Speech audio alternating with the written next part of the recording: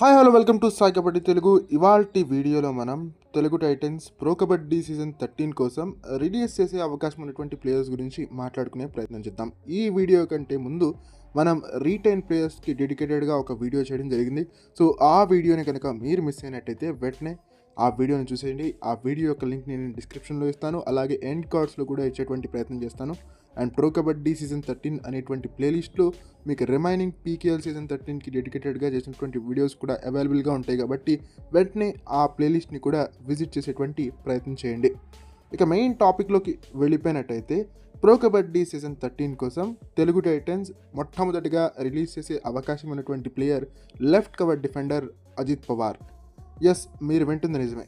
Pro kabaddi season 12లో జరిగినటువంటి last press మీట్లో Telugu Titans head coach Krishan Kumar Hooda గారు అజిత్ పవార్ని ఉద్దేశిస్తూ కొన్ని సంచలనమైనటువంటి కామెంట్స్ని చేశారని చెప్పొచ్చు. ఏ డిఫెండర్ అయినా ఇంత క్రూషియల్ మ్యాచ్లో 8 పాయింట్స్ని ఆపోజిట్ టీంకి ఇస్తాడా అని ఆయన ప్రశ్నని లేవనెత్తడం జరిగింది.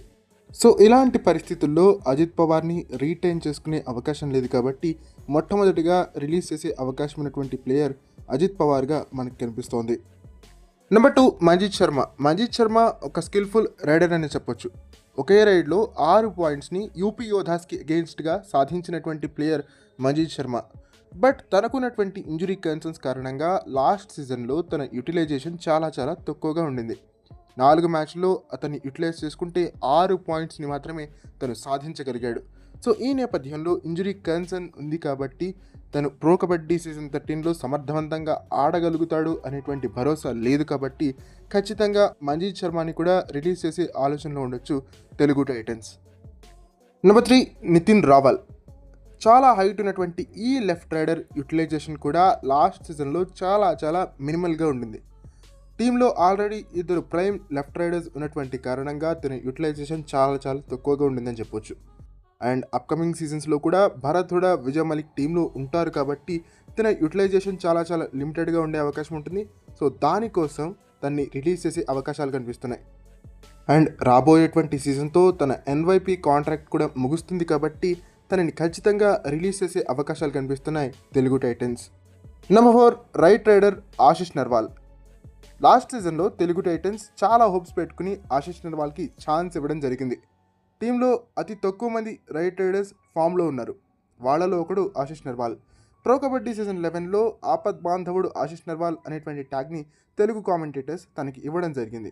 దానికి ప్రధాన కారణం ప్రో కబడ్డీ సీజన్ 11లో తను ఇచ్చినటువంటి ది బెస్ట్ పర్ఫార్మెన్సే. క్రూషియల్ జంక్షన్స్ ఆఫ్ ద మ్యాచెస్లో వెళ్ళి పాయింట్స్ తీసుకురావడం, తెలుగు టైటన్స్కి ఒక మూమెంట్ని అందించడం చేశాడు Ashish Narwal. But pro kabaddi season 12లో సరిగ్గా పర్ఫామ్ చేయలేదని చెప్పాలి.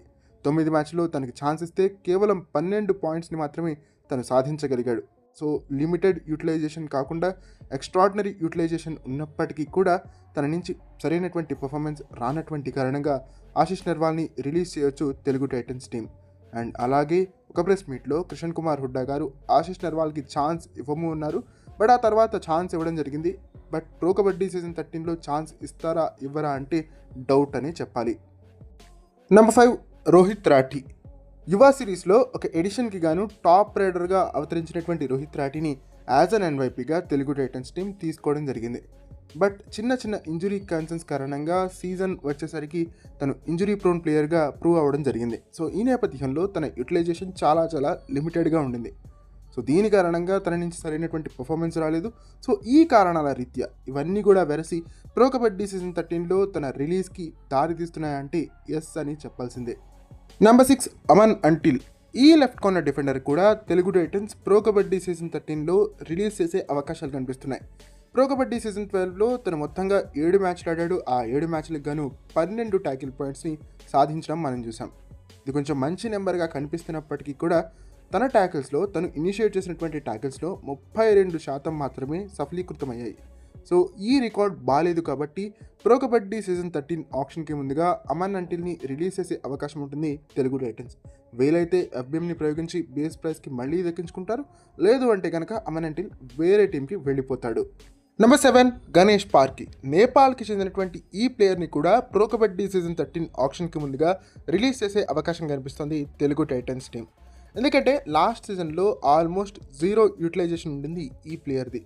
కేవలం ఒకే ఒక మ్యాచ్ ఆడాడు. ఆ ఒక్క మ్యాచ్లో కూడా 0 పాయింట్స్ తను స్కోర్ చేశాడు. సో ఈ నేపథ్యంలో ఎటువంటి యూటిలైజేషన్ లేదు కాబట్టి ప్రో కబడ్డీ సీజన్ 13 ఆక్షన్కి ముందుగా తనని రిలీజ్ చేసే అవకాశం కనిపిస్తోంది తెలుగు టైటన్స్. జనరల్గా ఏ ప్లేయర్దైనా కూడా 0 యూటిలైజేషన్ ఎందుకు ఉంటుందంటే తను ప్రాక్టీస్ సెషన్స్లో బాగా పర్ఫామ్ చేయకపోవడం వల్లనే అని చెప్పాలి. తను ఏమాత్రం పర్ఫామ్ చేసినా కోచ్ ప్రయారిటీ లిస్ట్లో తను ఉంటాడు. 2-3 మ్యాచ్లు ఖచ్చితంగా ఆడే అవకాశం తనకి లభిస్తుంది.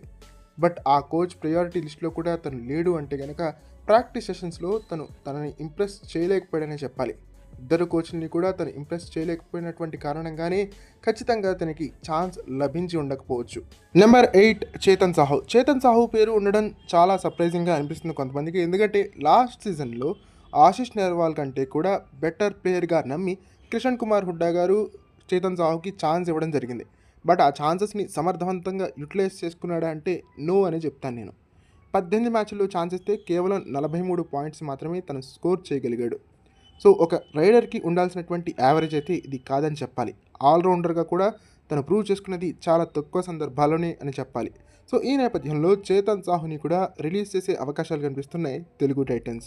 నెంబర్ 9 మరొక సర్ప్రైజింగ్ నేమ్ జై భగవాన్ యూటిలైజేషన్ కూడా లాస్ట్ సీజన్లో చాలా లిమిటెడ్గా ఉండింది. దానికి ప్రధానమైనటువంటి కారణాలుగా మనం ఏం భావించవచ్చు అంటే తను కోచ్ని ప్రాక్టీస్ సెషన్స్లో బాగా ఇంప్రెస్ చేసి ఉండకపోవచ్చు. లేదంటే ఎక్స్పీరియన్స్డ్ క్యాంపెయినర్ అయినటువంటి జై భగవాన్ని పక్కన పెట్టి చేతన్ సాహుకి కిషన్ కుమార్ హుడ్డా గారు ఎందుకు ఛాన్స్ ఇస్తారు చెప్పండి. తను ప్రాక్టీస్ సెషన్స్లో ప్రూవ్ చేసుకోలేకపోయాడు కాబట్టి కిషన్ కుమార్ హుడ్డా గారు చేతన్ సాహుని పిక్ చేసుకోవడం జరిగింది. సో ఖచ్చితంగా జై భగవాన్ని కూడా ప్రో కబడ్డీ సీజన్ 13 ఆక్షన్కి ముందుగా రిలీజ్ చేసే అవకాశం కనిపిస్తోంది Telugu Titans. Number 10 Sagar Rawal right cover defender. Pro kabaddi season 11లో తనని తాను ప్రూవ్ చేసుకునే ప్రయత్నం ఖచ్చితంగా చేశాడని చెప్పాలి. ఎక్స్ట్రాడినరీ పర్ఫార్మెన్స్ అనలేము, కానీ యావరేజ్ని మించినటువంటి పర్ఫార్మెన్స్ని అయితే ప్రో కబడ్డీ సీజన్ 11లో కనబరిచాడు సాగర్ రావల్.